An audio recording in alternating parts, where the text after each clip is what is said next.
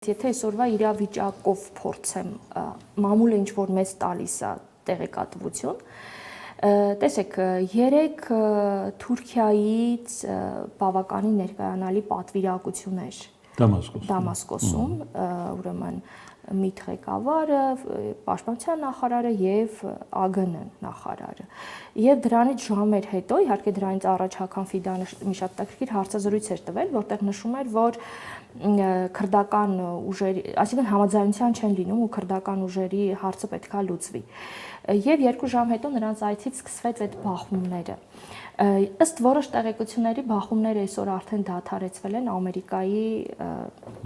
պահանջով, եւ այստեղ շատ հետաքրքիր է։ Այսինքն ըստ էության սա քայլ էր, որ Թուրքիան գուցե չէր համապատասխանեցել նահանգների հետ։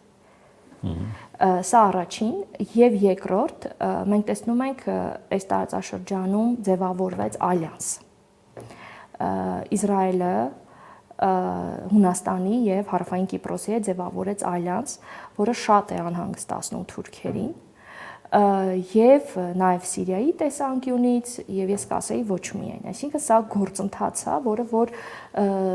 պետք է որ Թուրքիայի դիրքերը ավելի թույլատրի։ Այսինքն շուտ է դեռ Սիրիան Թուրքիայի պրոքսի երկիր համարել։ Կարծում եմ այո, տեսեք Սիրիան ինքը ընդհանրապես այսպես մի հատ ճահիճ է, որտեղ մտնողը ոչ կարողանում է լրիվ վերահսկի, ոչ էլ կարողանում է ուրեմն այդպես հեշտ դուրս գա։ Ես կարող եմ ստեղից պատմական օրինակներ բերել։ Եվ թուրքերը անգամ Օսմանյան կայսրության շրջանում, երբ որ 16-րդ դարի սկզբից այս տարածքը անցավ Օսմանյան իշխանությունների վերահսկողության տակ, թուրքերը ստեղ շատ բան չէին փոխել։